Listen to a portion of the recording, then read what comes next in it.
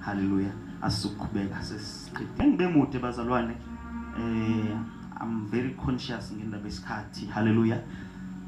La sifunda khona uIsaiah uthubani owakholwa esikuzwileyo. Ingalo kaJehova yambulelwe bani. Hallelujah. Ingalo kaJehova yambulelwe bani. Ngamanye amazwi uIsaiah ukhuluma indaba ukuthi lento yensindiso into eyambulwayo. Akusiyona nje into ovela uyiunderstand ngokwengqondo yakho. Kodwa iyinto eyambulwayo. Na uthi ukwazi lokho ukuthi ukuze ube uyaphenduka uyaresponda to izwi. It is not ukuhlakanipha kwakho, akukona ukwazi kwakho. Ingakho lithi izwi lenkosi akuthine simkhethile kepha yena osikhethile. Lithi izwi lenkosi yena he anointed us. Hallelujah. Sikuye in the heavenly places. Hallelujah. Waskhetha yena, wasgcoba, wasilungiselela. Hallelujah. He anointed us. Oh hallelujah. Ingakho umfundisi ebethi la ngaphambili ethi kunabantu ababizelwa wena kube nabanye ababizelwa omnye umuntu nabanye ababizelwa omnye umuntu. Oh hallelujah. I was so blessed bangcwele. I was so blessed. I'm still blessed and ngiyabonga ngoba ngirecordile. I'm still going to be blessed. Yazi kunamandla intshumayelo ngalesikhathi uyizwa kube namandla uyithola mase uphinde uyilalela. Hallelujah. Ngoba kunezinto efanele uzi-understand uhambeni lwethu lensindiso lokuthi kunabanye abantu abazoke baphume nje enkonzweni ushumayela wenza konke baphume balishiba. Hallelujah. Ungenzanga lutho wrong baphume nje bahambe baye kwenye indawo. Now udingeka ukuthi uunderstand lokho ungakhubeki. Uunderstand ukuthi khona abanye abantu esingakala nabo kanti akubona bala. Oh hallelujah. Khona abanye abantu onganabo la uqale kanye nabo kanti bona bona isiphetho sabo asikho la bayadlula bekuyindlela nje le ekuwe. Now akufanele ke wena ube siyakhathazeka mase bedlula. Oh hallelujah. Kufanele wazi into eyodwa ukuthi uma bebizelwe la kule ndawo esikuyo bebezohlala. Oh hallelujah. Now ukhuluma indaba ke la uIsaiah uthi ubani owakholwa ngesikuzwileyo na ingalo kaJehova yambulelwe bani. Kanti lento ayikhulumayo uIsaiah into uJesu azofika ayiconfirme mangabe sengali. Hallelujah. Ngoba uJesu kaningi wayejwayela ukuthi njalo ekuphileni kwakhe aconfirm izinto ebezishiwa abaprofeti. Oh hallelujah. Ngoba lithi iBhayibheli ngelinye ilanga wake wangena nje tempeleni wathatha iscrolls kaIsaiah wayisethatha evule efunda ethi umoya kaNkulunkulu phezukwami ungcobile, has anointed me ukuze ngizomemezela indaba ezilungile kwababoshiwe ngimemezela ukukhululwa kwabo. Wafunda amazwi lithi izwi lenkosi bathi abantu mabembheka bezwa amazwi awakhulumayo kwangazi ukuthi uyena umuntu ebebhala lamazwi kodwa bayazi ukuthi lebhalwa uIsaiah ngoba Isaiah bengakhulumi ngaye kepha bekhuluma ngoJesu. Hallelujah. Lo Isaiah ekhulume ezifu ukhuluma ngaye uthi umoya wenkosi ungcobile kanti akasho yena kukhuluma uJesu ekhuluma ngoIsaiah. Oh hallelujah. Na uJesu wathi mayifike ekhuluma lamazwi lithi izwi lenkosi kwacaca kuwo wonke umuntu ukuthi uyena umnikazi walamazwi. Oh hallelujah. To everyone kwavele kwathi bha kwathi ayibonanga ukena umuntu uIsaiah kwangayena nangu umnikazi walamazwi. Base beba nenkinga yokuthi ngoba siyamazi nje lo muntu siyabazi abafuwa boJosepha siyabazi amantombazana kubo kepha useyithatha phi le into engaka. Oh hallelujah. Baswakala bekhubeka bekhutshwa uJesu bethi Jesu siyakwazi sibonile uzalwa wena uzalwa uJosepha nabafowenu siyabazi nabothathu wenu siyabazi usuthatha phi yonke lento osuyikhuluma zonke lezinto sowuzenza uzithatha phi. Lithi izwi lenkosi base bekhubeka uye. Lithi izwi lenkosi uJesu akakwazanga ukwenza izimangaliso lapho ngenxa ungakholwa kwabo. Oh hallelujah. Ake sithi ungakholwa kwabo kwavimba izimangaliso zabo. Oh hallelujah. Kunabantu abake bahlale babe nezinto uNkulunkulu angabenzeli zona, hayi ngoba uNkulunkulu engenako ukwazi ukuzenza, kepha ungakholwa kwabo okubavimbayo, ngoba anything ozoyenza it is determined by i-revelation onayo. Oh hallelujah. I-revelation onayo iyena ozokwenza ukuthi kube nezinto ozenzayo ngisho abanye abantu bengazenzi. I-revelation onayo nge-fasting inezokwenza ukuthi ufaste, noma abanye abantu bethi fasting out of fashion. Oh hallelujah. Into ezokwenza ukuthi ukhiphe ishumi noma abanye abantu bengayikhiphi i-revelation onayo. Akukona ukuthi unemali noma unayo imali, kodwa once wane-revelation then isenzo siyalandela. Oh hallelujah. Amen. Now inkinga yalabantu ukuthi uJesu baqala ngokumazi enyameni kanti abamazanga ukuthi ubani kwelakamoya. Ngalesikhathi eqala enza izinto zakwamoya bona babamba inyama. Yeah. Bathi Jesu siyakwazi. Yini leso ukhamanga nayo Jesu? Thina sikubonile ukhula la, ukhuliswa uJoseph, sikubonile nabafowenu nabodadewenu, siyabazi ubani nobani, siyabazi ngoba abantu banayo inkinga yokuthi izinto bazaze enyameni babe sebahlulwe ukubambeza kamoya.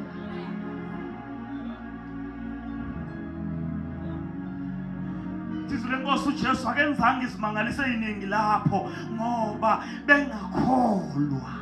Ungakholwa kwakho kuyakwazi ukuvimba uNkulunkulu, hayi ngoba uNkulunkulu engakwazi ukwenza izinto. Kunabantu abake bahlale bathi uNkulunkulu akazenzi izinto ezithile, uNkulunkulu angathi uslow, uNkulunkulu angazi ukuthi akaphumelelisi njengana nezinto zezwe. Kanti hayi inkinga ukuthi uNkulunkulu inkinga ikuwe, ilevel yakho yokholwa. Oh hallelujah. Ngoba lithi izwi lenkosi, he can do exceedingly above what we ask or think. Ngaphezu kwalokho esingacabanga nesingacela, uNkulunkulu wathi unawo ukwazi ukwenza. Hallelujah. Kodwa inkinga ikuwe, uthi mawuza kuye ulindele yini ukuthi uzokwenza. Yeah. Oh hallelujah. The level of your faith iyona ezodetermine ukuthi zingakanani izinto uNkulunkulu azokwenzela zona. I-faith iyi-currency esiyisebenzisayo kwelakamoya. Whenever kunezinto esiyibiza kwelakamoya, i-currency esisebenza ngayo i-faith. The bigger the faith, the bigger the things osozibamba kwelakamoya. Kodwa mayincane i-faith yakho uzothi noma uyasibiza izinto zingenzeki. Ube suyakamangala ukuthi why uNkulunkulu kade ngaqala ngikhuleka. No, inkinga ayikho samkhulekweni, inkinga kwi-faith yakho. It is too leaky. Yeah. Oh hallelujah. Amen. Ingakho uJakobe mangabe ekhuluma ngale ndaba ethi i-faith mangaba ucela into uNkulunkulu ungabaza uthi hazi ukuthi ngeke uyithole, because wena ufana namasa apheshulwa umoya ayaphambili nasemuva.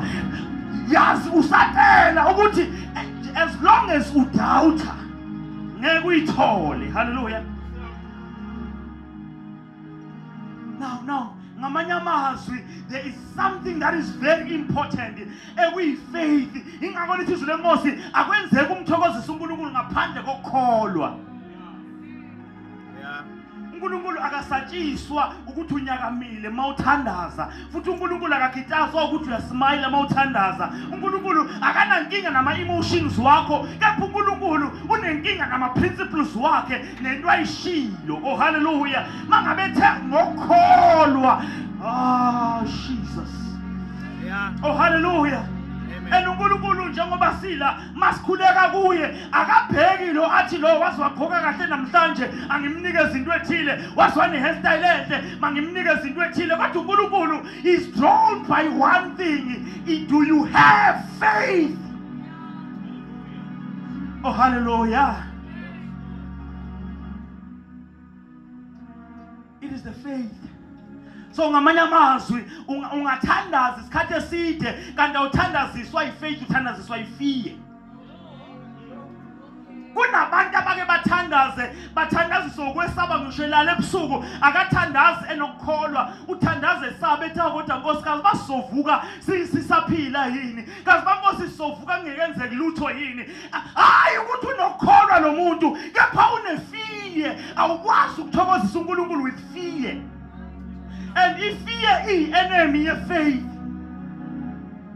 akwazi ukuba khona ifear kube khona ifaith ngesikhathi esisodwa awutshela usethuze kwakhe ukuthi akwazi ukuba khona ifaith nefear ngesikhathi esisodwa. Oh hallelujah, Amen. Hallelujah, Amen. nobu amen ningawusho bazalwane, I will preach it. Hallelujah. Asikwazi ukuba khona zombili. Makhona ifear ubokwazi ukuthi ifaith yakho ibalekile ngifaith yakho ibuye. Hallelujah. Ifaith yakho kuNkulunkulu futhi hayi kuwe hayi emthandazweni wakho kepha kuNkulunkulu ophilayo wasezulwini. Oh hallelujah. It is your faith ekuyiyona edro uNkulunkulu iattention kaNkulunkulu. Akona ifear yakho nokukhala nezinyembezi nekhasi nanoma yini ongayicabanga kepha it is your faith. Oh hallelujah. Amen. Faith yake yakhulunywa amanye amadoda amathathu bebanjiwe kuthiwa nina sinibambile Shadrach, Meshach, Abednego nikhuleka kuNkulunkulu ebesithe angakhulekwa kuyena balethwa la kwase kuthiwa aniyiphenduleleni ukuthi nithini babelindele ukuthi mhlambe bazothi no bese kuyisikhalo wena Nkosi manje bese sijwayele ukuthandaza sikhohli ukuthi bese kunomnye umthetho manje esicela usinikeze elinye ithuba. No, bangasho lutho bavele bathi no king kunento ongayi-understand. We don't need to argue, we don't need to defend ourselves. Our God is able ukusikhulula. Oh hallelujah. Bakhuluma ukukholwa baqiniseka uNkulunkulu wabo bangabi navalo bewubona umlilo. Oh hallelujah. Thina sibona abantu bokuba novalo bazalwane kepha sabantu bokuba nesibindi abantu bokuma ingaba lithi lenkosi asamkeliswa ngumoya obugcwala kepha umoya obuntwana esisho ngawo sithi apha baba ngamanye amazwi he is our father. Whenever we call upon him he listens to our prayers. We know that for sure. Oh hallelujah. Elithi lenkosi lowo ongasigodlelanga indodana yakhe kuphela kwakhe uyokwenza kanjani ukuthi angasinikezi nezinto esizicelayo. Oh hallelujah. Amen. Do you know what the best thing uNkulunkulu angakwenzela yona usayenze empilweni yakho? The best gift uNkulunkulu angakunikeza yona ayiyona lento icabanga uma ucabanga umshado ucabanga umuzi ucabanga umsebenzi kodwa the best gift it was Jesus. Oh hallelujah. The precious gift uNkulunkulu asinikeza yona it was Jesus. And uNkulunkulu ayikho enye into angasigodlela yona sesinikeze his precious gift. But we need to understand God. And in ways ukuthi abantu bangabi nayo faith uNkulunkulu ile ukuthi basuke bengamazi kahle. Kunale nkinga yokuthi uNkulunkulu esimkhonzayo singamazi kahle. Sazi ngaye kodwa yena singamazi. Oh hallelujah. Ngoba kunomehluko phakathi kokwazi umuntu nokwazi ngaye. Ama celebrities siyazi ngawo kodwa siwazi. Oh hallelujah. Uyezwa ngaye uzwe nesikandala senzile nako konke kepha umaza nazani.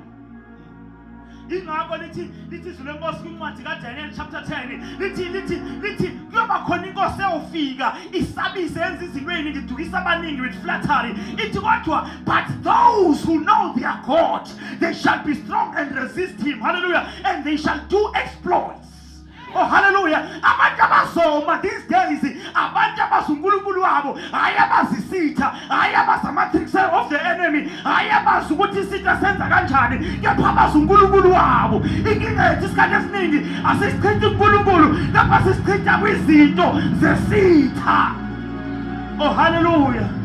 Umuntu abebhizi athi manje ama-devoluship asesebenza kanje manje ama-devoluship asenza kanje. No. It is not our place to know who tenza njani. Our place is to know our God. Once we know our God awabi nandawo. But those who know their God they shall be strong and resist him. Inkinga yethu singamazi uNkulunkulu wethu. Even faith yethu masingake sazi uNkulunkulu wethu simunderstand, ifaith yethu indlela engakhula ngakhona, asikho isimo esigenzeka sibe novalo.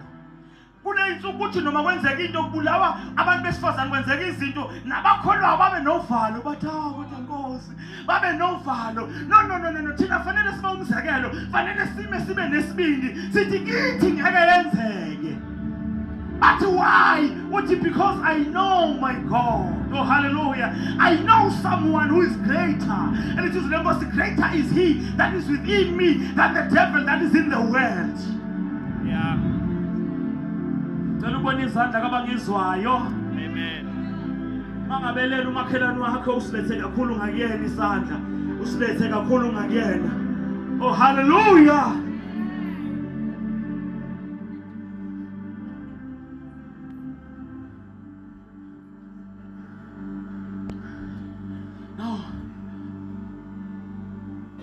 Lithi izwi lenkosi la.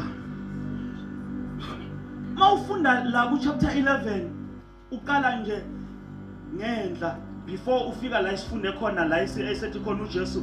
Ngiyabonga baba ukuthi le ihlile kwabahlakaniphile nabafundile. Oh hallelujah. Kodwa wayisiyembula kuyingane. Uqale wakhuluma la wa rebuke izindawo la ibenza khona ama miracles amaningi. Oh hallelujah.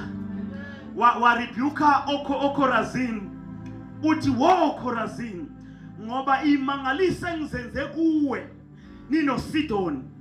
Uma bezenziwe eTyre ngabe iTyre seyiphendukile kepha nina ngaphenduke noma sengenze izimangaliso. Uthi wawo kunwe. Oh hallelujah. Wangagqiba lapho wabuya wayeKapernaum. Uthi Kapernaum iyona ndawo ekuthiwa uJesu wenza izimangaliso eziningi khona. Uthi kuwe Kapernaum, are you to be lifted up to the heavens na? Ngaba kufanele uphakanyiswe ezulwini yini? Uthi kodwa no ngithi mina ngiyothathwa niziswe ezantsi ezogweni ngoba imali izimangaliso engizenzekini bengizenze eSodom. Ngabe iSodom namanje saphila. Oh hallelujah. Ngamanye amazwi, these people even though sebebone amandla kaNkulunkulu kodwa still basala bengakholwa. Basala bengambulelekanga. Ubese uthi uJesu mayithandaza uthi ngiyabonga baba ukuthi lezi zinto ifihlile kwabahlakaniphile and the learned. Wawusuzambula einganeni. Oh hallelujah. Wawusuzambula ebantwini abadelelekile ngoba uNkulunkulu uthatha abantu abadelelekile abaphakamise ukuze athobise laba abaphakanyisiwe. Oh hallelujah. Amen. Oh hallelujah. Amen. Athi mangabe khuluma uPaul ekhuluma nabazalwane baseKolose ku chapter 1 verse 24 athi ngiyajabula bazalwane ukuthi ngiboshwe ngenxa yenu, ngenxa yevangeli likaKristu enginikezwe isimiselo ngalo ukuze ngishumayele ivangeli likaNkulunkulu ngokuphelela kwalo. Athi ifihlakalo ebeyifihlakele kuyizukulwane ngeyizukulwane, the treasure that was hidden in ages and generations. uJesu ebefihlakele ngaphambili, but God has revealed him kulabo abathandayo. Oh hallelujah. Lento kaNkulunkulu iyambulwa, ayijoyinwa kodwa iyambulwa kuwe. Oh hallelujah. Athi mangabe khuluma uPetru with First Peter chapter 1 verse 10 to 12, athi even the prophets they did not understand. Mabe prophet ngale nsindiso babenga understand, bephenya izibhalo, bephenyisisa ukuthi sinini noma sinjani lesikhathi umoya kaKristu ayikhuluma ngaso. Athi even the angels are looking, zibheke kithi ingelosi zifuna ukubonwa senza si displaya insindiso kaNkulunkulu. Oh hallelujah. Thina bazalwana sibona abantu bokusizelwa nabantu bokuhamba bedabukisa, kepha ingelosi siyasibuka, siyamangala masibona siphila impilo yobungcwele. Oh hallelujah. Amen. Sengizovala bazalwana ngishilo ngathi I'll just be quick. Kodwa lento yokwambula iyangimangalisa. Kunabantu eBhayibhelini abake baba nesambulo sikaKristu. Kukhona indoda ekuthiwa mawufunda incwadi kaLuke chapter 19 ekuthiwa yake yagijima le ndoda lena yathi ufuna ukubona uJesu. Yayimfishane le ndoda ngokwesithomo. Lithi izwi lenkosi yahamba ifuna ukubona uJesu yashiya umsebenzi wayo umuntu oyisikhulu chief tax collector. Ngaleso sikhathi kwakuwumuntu ohola kakhulu lowo ngoba kwama tax collectors ayihola, yena ke wayiphetha ama tax collectors. Lithi izwi lenkosi washiya umsebenzi wakhe wahamba wayolandela uJesu, wawufuna uJesu la engakhona. Into eyenza ukuthi lo muntu afuna uJesu ingenxa yezinto wayesezwile kuthiwa uJesu uyazenza. Oh hallelujah. Number 1, uJesu ukwaze ukuthatha indoda ebeyi-tax collector, wayithatha wayithi ayimlandele without promising him anything, engamnikezi lutho engcono kunale beyenza. Wathi uyabuza le ndoda lena ukuthi kwenzeke kanjani? Kwathiwa uMateyu uvele wahamba, uthe uJesu ngilandele ngizokwenza umdobi wabantu, wahamba uMateyu. Le ndoda yane-interest ukuthi what kind of a man is this? Wayesemanezwe izinto uJesu azenza esihlakweni, wayise i-interest yakhe ikhula. Lithi izwi lenkosi wayifuna ukumbona ukuthi uJesu ngubani. Oh hallelujah. Ngendlela wayifuna ukumbona ngakhona, lithi izwi lenkosi wathi la ifika khona wafika kunesixuku. Ngoba uJesu wayewumuntu owayekathi eshumayela kube nabantu aba more than 5,000 bemlalele kungekho ne-microphone. Lithi izwi lenkosi yafika kunesixuku yangakwazi ukumbona, kodwa kunento eyenza le ndoda ukuthi yathi mayibona ukuthi ayimboni yayingabe siconclude ukuthi uJesu akabonakali. Ngoba uma yayithi uJesu akabonakali yayizobe yenza iphutha ngoba bakhona babembona babeseduze kwakhe. Oh hallelujah. Kodwa into eyenza ukuthi angamboni ukuthi yena wayemfushane. Lithi iBhayibheli ngoba wayemfushane ngokwesithomo. Oh hallelujah. Now let your taste understand ukuthi ubafushani bami abusho ukuthi uJesu akabonakali, kodwa kudingeka ukuthi ngizama ukuthola indawo ephakeme, indawo ethedundu, ukuze ngizothi masengime kuyona ngikwazi ukuba kwiposition yokumbona uJesu. Hallelujah. Kwathi ngithi mangaba uthandaza ungamuza uNkulunkulu awukucheck indawo mekuyo ukuthi ayikwenzini ube mfushane, awungekwazini ukuzelula ngomkhuleko ukunyukela endaweni engehla ubone ukuthi ngeke umbone uNkulunkulu wakho. Yakela le nto kuma endaweni eyodwa bese ukhalaza ukuthi uNkulunkulu akabonakali. Kade ngambiza ngo-2014, ngambiza ngo-2015, iphi indawo mekuyo? Where are you standing? Umekephi? Lenkosi yayise idecide ukuthi angigibele esihlahleni ngoba uJesu uzodlula la, anginandaba noma ngigqoke isuti noma ngigqoke isuti. Ngiyacabanga ukuthi wayigqoke isuti enhle efana nekamfundisi, kodwa wathi anginankinga ngizophushuzela ngigibele esihlahleni ngoba kunento engifuna ukuyibona, ngifuna ukubona uJesu. Lenkosi uJesu mayifika kuyena, uJesu akazange amebuza ukuthi ubani le ndoda, wavela wafika wathi Zakhewu ehla fanele ngingene kwakho namhlanje. Oh hallelujah. Amen. Kodwa kunendoda ekuyiyona sengivala engibusisa kakhulu uma ngaba ngicabanga indaba yokwambulwa kwezinto zembona uNkulunkulu. Elithi iBhayibheli kungalesikhathi uJesu esesesiphambanweni mawufunda incwadi kaLuka chapter 23 ukala ku verse 21. Lithi izwi lenkosi uJesu esesesiphambanweni, he was in his weakest point. Wayekwisimo ongathi mawusibheka even nabafundi bakhe bamshiya bathi simazi uJesu eyilento, simazi uJesu thina hamba phezulu kolwandle, simazi uJesu ecommand izinto, ekhuluma nabantu abanamadimoni abagashula amaketanga, simazi uJesu ekhuluma izinto zenzeke, kodwa this Jesus asimazi. Ingakho uPetru emphika uJesu ethi I don't know him. Into emenza ukuthi uPetru amphike ingenxa yestage ambone kuso, umazi uJesu eyingonyama emndeni kaJuda, kanti akazi ukuthi this time Jesus is no longer the lion, he's assuming the position of being the lamb of Jesus. Yeah. Unegema uJesu useyiwundle, nabona uJohane athi bheka nali iwundlu elithatha izono zezwe. uJesu Yeah. bonke bamlindele kubeni lion, bamlindele ukuthi akasebenzise amandla lion, balindele ukuthi akasindise, bonke bayamgxeka. Ingake sekhulume ngayo Isaya athi udele washwa ngabantu bathi ulahlwe nguNkulunkulu, bathi where is your God? Mangaba sekunje kanti abazi kanti abazi ukuthi wenza lento eshuwe ekhulunywa uThesalonike kwesibili athi wasithoba noma uNkulunkulu kepha wangayithatha njengento yokuphanga njengoba uNkulunkulu he humbled himself even unto the point of death and the death of the cross. Yeah. Wasithoba uJesu bathi bambuza imibuzo wangaphendula kwangazi ukuthi uphelelwe izimpendulo kanti impendulo zikhona. Inkinga unenkinga yokuthi mangase ngiphendule la icala lingaphela. If I can defend myself ngicala manje, this case may be dismissed, so I need not to answer. Hallelujah. Ngoba lithi zilenkosi uJesu kwakhe kuthunywa amasosha anikeza imali ukuthi hambani niyombamba babanikeze beforehand, hayi ukuthi babanikeze sebenzi baqale ngokubanikeza imali.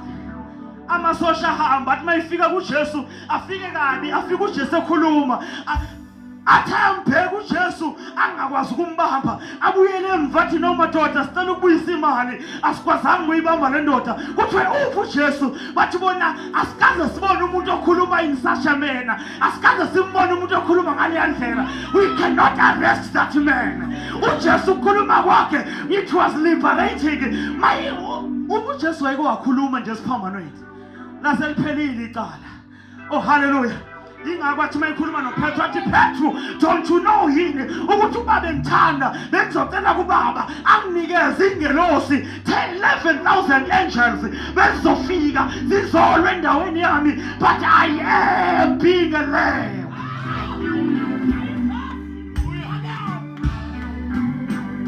uJesu wathula njengemvu phambi kwabagundi bayo, wathula wangasho lutho, wangakhuluma lutho, wangacela xolo, wangazidefenda, wayithulela. Kodwa ngimangazwa ile ndoda mina esesiphambanweni kanye naye. Ngalesikhathi bonke abantu bemdelile nabanye behambile bengekho naseduze kwakhe, ngalesikhathi bonke abantu bethi hawu ebezenza unyana kaNkulunkulu, uphi manje uNkulunkulu wakhe kade sindisa abantu akasindise yena, kodwa uJesu uthulile. They provoke him, bambuza yonke imibuzo, bamhleka, bamenza zonke izinto, kodwa he never said anything. uJesu akasenzi nakanye ukuthi akakhulumisi nje bake baginqeke, bake babona ukuthi lo muntu unamandla, kodwa uJesu uthulile uthi angizusho lutho, angizuphendula. Jesus wasithulela uJesu, wazofika esiphambaneni bemshaya, bemenza konke, ebukeka weak, kodwa kusona leso simo kunendoda ekuthema kwenzeka yonke leyo nto yezwakala ikhuza lo nomunye mayikhuluma uthi mangabe uyena ndodana awusindisa ubese uyasindisa nathi. Oh hallelujah. Kanti lesesinye lesesingala sona senankinga nokusindisa, kodwa sesine revelation yokuthi ubani lona, noma kungekenzeki lutho, noma kungekazama imhlaba, noma kungiyadabuka isiheko, kungekenzeki lutho olubonakala luwamandla, but i-revelation seyikhona. This man beyiphila yenza izono, yenza zonke izinto ezimbi, ayikazize kuJesu esenza ama-miracles, ayikazize kuyena esaphefoma izinto, kodwa namhlanje kwavele kwane-revelation out of the blue ukuthi this one has got the kingdom. Oh hallelujah. Wangaphefoma lutho uJesu, wangenza lutho. Ngisho ipikili sebeyishaya zangabhambi ipikili zavele zangena, yonke into eyenzekayo yabonakala engazi ukuthi uphelelwa amandla, uphelelwe namacebo, kodwa kwanendoda ebona umbuso kuyena enjalo, yezwakala ingasakhulumeli inyama yayo, ingasakhuluma ukuthi ngisisindise manje, kodwa seyithi noma ngingafa kodwa mawufika embusweni ngicela ungikhumbuze. Wangazi ukuthi uJesu noma ekwilowest point yakhe, kodwa kwakubonakala ukuthi he is a man with a kingdom. Oh hallelujah. Wane-revelation edlula kushiya abafundi, ngoba abafundi bakhe mabehamba naye babecabanga ukuthi uzothatha umbuso walesikhathi. Even inkosi yayikhona yathi mayizwa kuthiwa kunenkosi ezelwe yafuna ukumbulala ngoba icabanga ukuthi uzoyibangisa manje. Nabafundi bakhe bathi mabekhuluma bathi Nkosi ingaba sesizobuyisela ubukhosi na endaweni yabo. Haleluya. Kanti uJesu akazelanga ikingdom yasemhlabeni kephuzela ikingdom yasezulwini. Oh haleluya. Yathi le ndoda Nkosi uma usufika embusweni wakho ngicela uzungikhumbule. uJesu wangabe sayibuza lutho, wangabe sabuza ukuthi kambe bowenzeni, kambe ngalesikhathi usaphila wayibo ungezi, wayibo ungangilandeli. Akusekho umuntu, akukho nalabe bebaphilisa, no one is there. But uJesu namhlanje, I will be with you. Oh hallelujah. Ngicela simenye inyawo.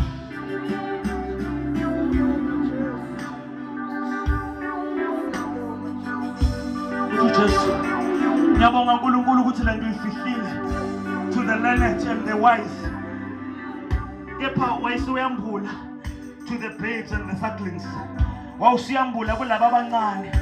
Into kaNkulunkulu iyambulwa. Ungapheniki noba umndeni wakho ungayi-understand. Ngisho soba explainela bangayi-understand. Iba nomusa, you don't know ukuthi uNkulunkulu uzazambula nini kubona. Kepha wena qhubeka uyenze intando kaNkulunkulu. Ungabakhalali, ungabalahleli kusathane, kodwa continue until God. Ngoba kunezinto uNkulunkulu azenza ngesikhathi esifanele. Kunezinto uNkulunkulu aziyekayo angazenzi ngalesikhathi ucabanga ngaso, azenze ngesikhathi saso.